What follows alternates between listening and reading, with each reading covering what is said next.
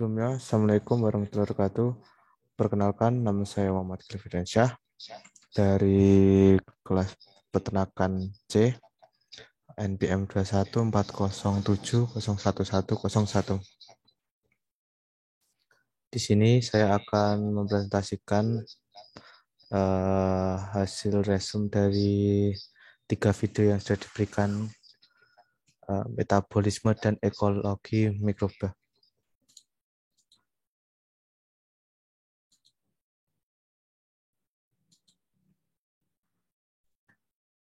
Pertama, metabolisme mikroba.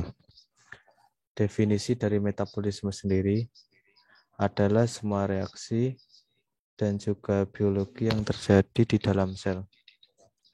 Metabolisme mikroba sendiri merupakan semua reaksi biokimia yang terjadi dalam sel mikroba, di mana pada proses ini sangat berperan penting di dalam regulasi proses pembentukan energi dan juga metabolit.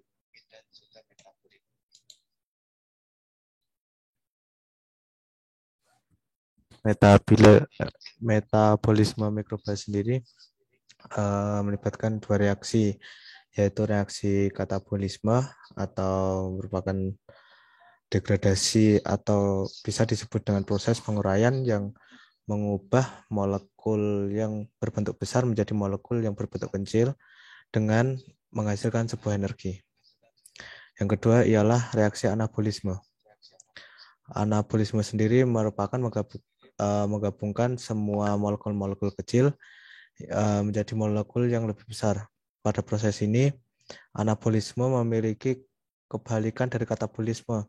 Pada proses katabolisme sendiri dapat menghasilkan energi, sedangkan pada proses anabolisme ini biasanya membutuhkan sebuah energi.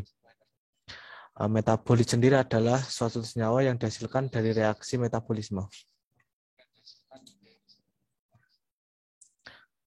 Fungsi energi dalam mikroba.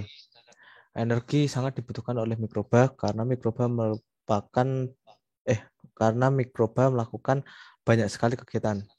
Seperti yang pertama, sintesis bagian sel, dinding sel, membran sel, dan juga substansi sel lainnya. Yang kedua, sintesis enzim, asam nukleat, polisakarida, fosfolipids, atau bisa komponen sel yang lainnya.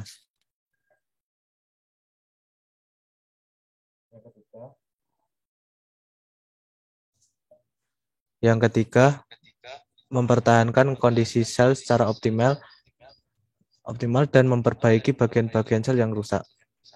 Yang keempat, pertumbuhan dan perbanyakan. Yang kelima, menyerap hara dan ekskresi senyawa yang tidak diperlukan. Selain itu juga mikroba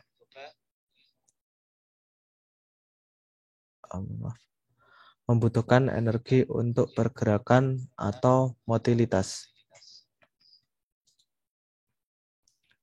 Lalu kita masuk ke enzim. Enzim sendiri suatu protein yang tugasnya untuk mempercepat suatu reaksi tanpa ikut dalam reaksi tersebut.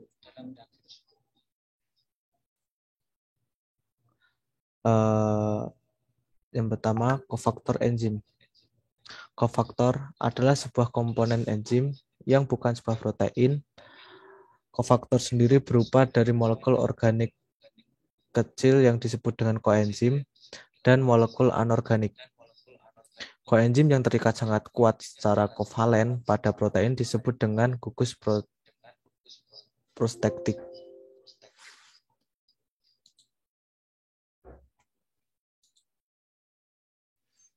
Yang kedua, pengaturan enzim. Penghambatan kompetitif adalah ketika substrat berkompetisi dengan molekul inhibitor untuk mendapati sisi aktif enzim. Penghambatan non-kompetitif adalah ketika molekul menghambat bergabung dengan enzim di luar sisi aktif yang menyebabkan konformasi enzim berubah. Selanjutnya adalah sifat umum dari enzim. Yang pertama, disusun oleh senyawa protein. Yang kedua, bekerja secara spesifik, yaitu hanya mengatalis satu macam reaksi saja. Yang ketiga, aktivitas enzim dipengaruhi oleh suhu, pH, substrat, dan inhibitor Setiap enzim memiliki suhu dan pH optimal.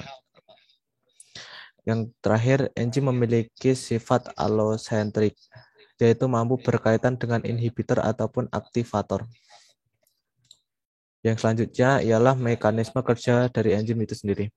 Enzim dapat meningkatkan kecepatan reaksi dengan cara menurunkan energi aktivitas. Namun, energi potensial hasil reaksi menjadi lebih rendah. Tetapi enzim tidak mempengaruhi letak keseimbangan reaksinya. Saat berlangsung reaksi enzimatik, terjadi sebuah ikatan, sementara enzim dengan substrat reaktan. Ikatan sementara bersifat labil dan hanya untuk waktu yang singkat saja. Selanjutnya, ikatan enzim substrat akan pecah menjadi enzim dan hasil akhir. Enzim yang terlepas kembali setelah reaksi dapat berfungsi lagi sebagai biokatalisator atau reaksi yang sama.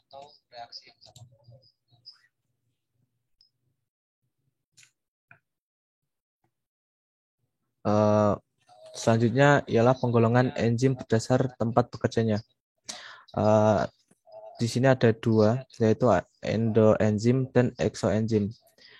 Endoenzim sendiri merupakan enzim inseluler, yaitu enzim yang bekerja di dalam sel. Umumnya merupakan enzim yang digunakan untuk proses sintesis di dalam sel dan untuk membentuk energi ATP yang berguna untuk proses kehidupan sel, misalnya dalam proses respirasi. Yang kedua, exoenzim.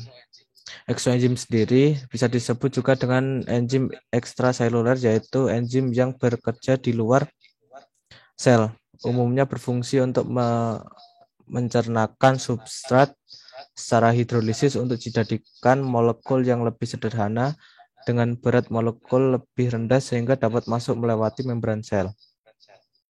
Energi yang dibebaskan pada reaksi pemecahan substrat di luar sel tidak digunakan dalam proses kehidupan sel.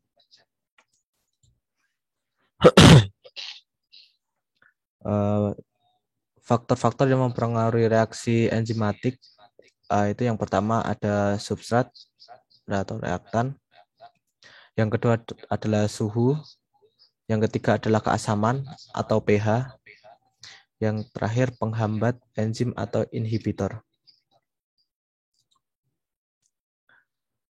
Tahapan dalam respirasi.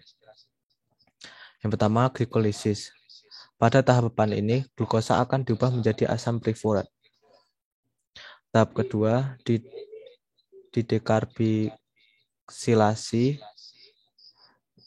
Pada tahapan ini, asam prifurat akan diubah menjadi asetil-CoA.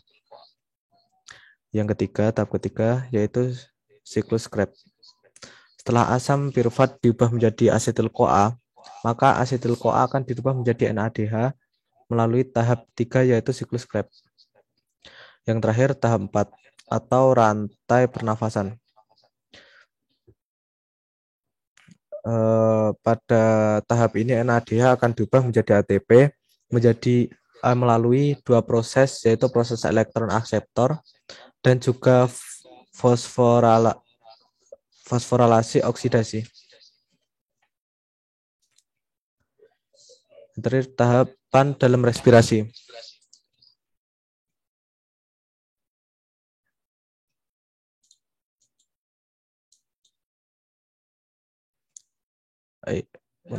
Yang terakhir metabolisme lemak. Karbohidrat dan juga protein lemak merupakan metabolisme primer yang harus tersedia agar mikroba dapat tumbuh, berproliferasi, dan beraktivitas. Yang kedua, komponen lemak. Membran sitoplasma, mesosom, dan membran inti pada mikroeukariotik. Lipid juga didegradasikan untuk mendapatkan energi. Lipid memiliki lebih banyak yang menghasilkan energi daripada glukosa. Hasil pemecahan asam lemak dapat mencapai 49,3 ATP. Sedangkan glukosa maksimalnya ialah 41 ATP. Yang selanjutnya ialah ekologi mikroba. Ekologi mikroba. Ekologi mikroba ini merupakan suatu ilmu yang mempelajari tentang hubungan timbal balik dari mikroorganisme dengan lingkungan hidupnya atau ekosistemnya.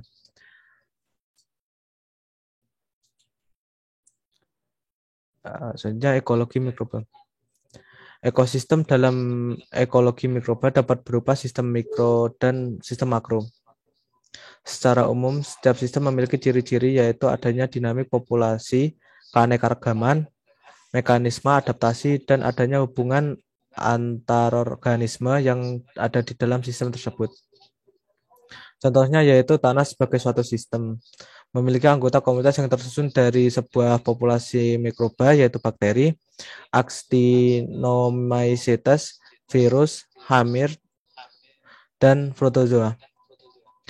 Macam dan jumlah mikroba tanah tersebut dipengaruhi oleh faktor-faktor jenis tumbuhan, pH, temperatur, curah hujan, macam-macam tanah, dan kelembapan tanah. Lalu selanjutnya adalah habitat mikroba. Habitat mikroba ini terbagi menjadi dua, yaitu pada lingkungan terestrial atau daratan. Pada habitat tanah ini banyak sekali dijumpai pertumbuhan mikroba yang terjadi di permukaan partikel tanah atau rhiosfer. Selain itu juga faktor yang mempengaruhi aktivitas mikroba dalam tanah itu adalah ketersediaan air di dalam tanah. Yang kedua ialah pada habitat air. Mikroba yang sering sekali dijumpai di dalam air, contohnya ialah alga yang mengambang pada permukaan air, dan juga alga yang menempel pada dasar air. Yang terakhir ialah simbiosis. Simbiosis sendiri merupakan interaksi yang stabil antara dua jenis organisme dan terjadi asosiasi ataupun kontak fisik tanpa memikirkan dampak pada masing-masing pihak. Simbiosis sendiri terdiri dari 3 bagian, yaitu simbiosis komensalisme, simbiosis parasitisme, dan juga simbiosis antagonisme. Yang pertama, komensalisme. Komensalisme ialah simbiosis yang merupakan di mana salah satu pihak diuntungkan, namun satu lagi pihak tidak diuntungkan, bahkan tidak dirugikan. Yang kedua, simbiosis parasitisme. Yang selanjutnya ialah simbiosis parasitisme.